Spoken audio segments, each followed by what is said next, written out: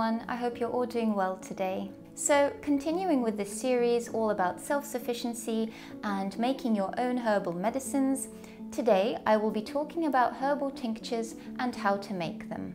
Tinctures are one of my most favourite forms of making herbal medicine and one that I reach for the most in times of need. Tinctures are a very potent and powerful medicinal preparation. They are very simple to make as well as easy to carry around if need be. And they can also be a very easy form of medicine to take if the medicine itself doesn't taste as good as it would in a tea or an infusion, perhaps when the herb is quite bitter. Tinctures are typically made using alcohol to extract the medicinal qualities of a plant. However, in some certain instances, they can also be made using vinegar or glycerin.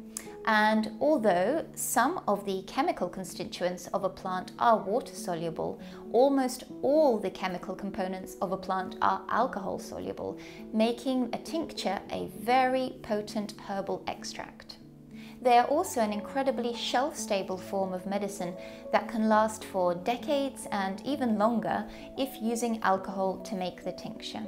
And with this basic knowledge of how to craft your own teas, infusions, as well as tinctures, you will have on hand the basic essential skills of how to make your own herbal medicines at home. So let's talk about how to make a tincture. There are two main methods of making a tincture: the traditional or folk method and the weight to volume method that's a bit more exact.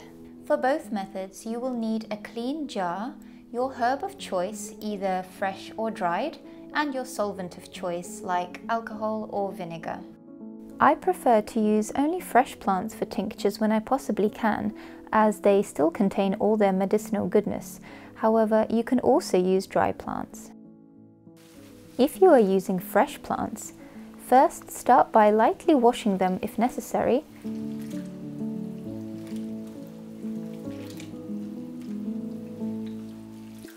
drying them,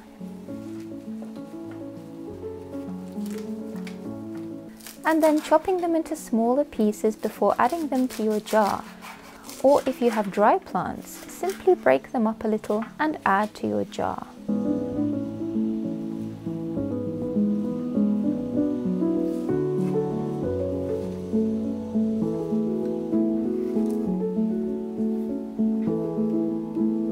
For the solvent, I always typically like to use a simple alcohol like vodka, as it has a very neutral smell and taste, and it also gives a very potent and shelf-stable medicine. However, other people also like to use things like brandy, which has its own flavour and smell. So it's up to you really what you choose. It is also important to use an alcohol that is at least 50% or 100 proof, as this really helps to give the most potent extraction of the medicinal qualities of your plant, as well as keeping your medicine shelf stable. But if you cannot find 50%, then 40% or 80 proof is also fine. However, using anything that is over 50% or 100 proof already makes the tincture too strong and not as balanced in its water to alcohol content, making it really intense on our body. So it is recommended to use something up to 50% or 100 proof. I am going to be using the folk method today.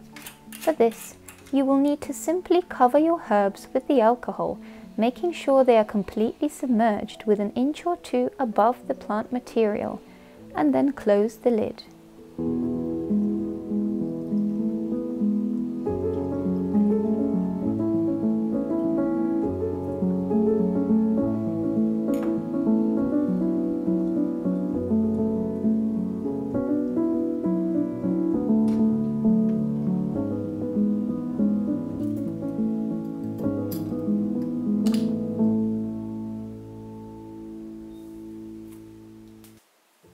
If you're going to be using the weight to volume method, then the beginning of the process will be the same.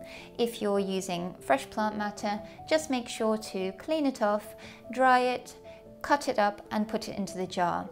And if you're using fresh herbs, you will use a ratio of 1 to 2 of fresh herbs to alcohol. So you will use 1 part of plant matter to 2 parts of alcohol.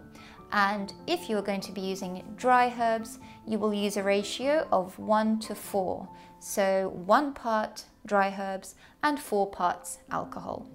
So with this method, it is a bit more precise, and you can apply these same ratios every time you make your medicine to make sure you get the same extraction every time. However, it's really your choice which method you use, as both methods are very effective. After covering your herbs with the alcohol and closing the lid, it is now really important to also label your jar so that you know what's inside. So on my label, I like to mention the name of the herb that I'm using, the date that I made the medicine, the percentage of alcohol that I'm using, and also the place where I got the herb, as I find that information quite useful. However, you can label your jar in whichever way is useful and necessary to you, as long as you know what's in it, because down the line you can be making lots of medicines and having lots of jars, and you can very easily forget what's inside. So it's just really useful and just good practice to label all your jars.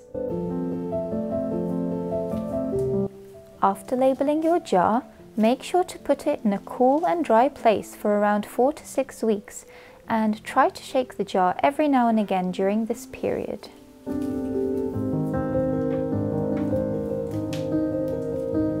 If you cannot wait 4 to 6 weeks for your medicine to be fully ready and you really need to use some, then after a few days the medicine will be potent enough to use, and you can take a little bit out, but make sure to leave the rest to continue extracting throughout this time.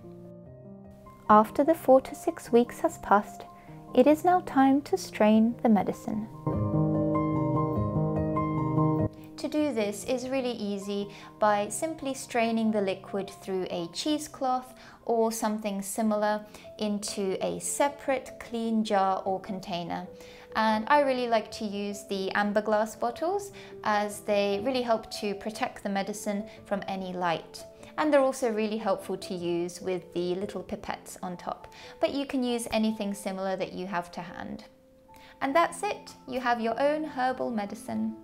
As I said before, tinctures are one of my most favorite forms of herbal medicines to make, as they are not only very simple to prepare, but are also a very effective form of herbal medicine.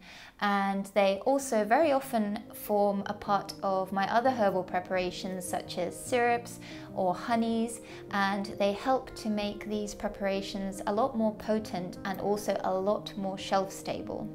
So guys, I really hope that you enjoyed this video and that you found it useful, and I hope that you feel empowered to have a go and start making some of your own herbal medicines at home. Like I say, with this basic knowledge of learning to make herbal infusions and herbal tinctures, you begin to have a very nice base of learning how to make some simple, useful medicines to use at home to help yourself in times of need.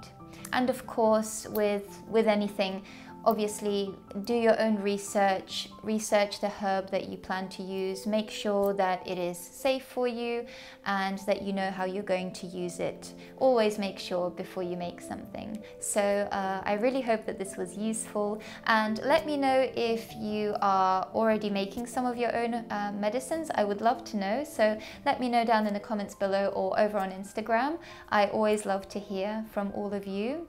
And on that note, thank you so much for watching. I hope you have a lovely rest of your day, and I look forward to seeing you in my next video.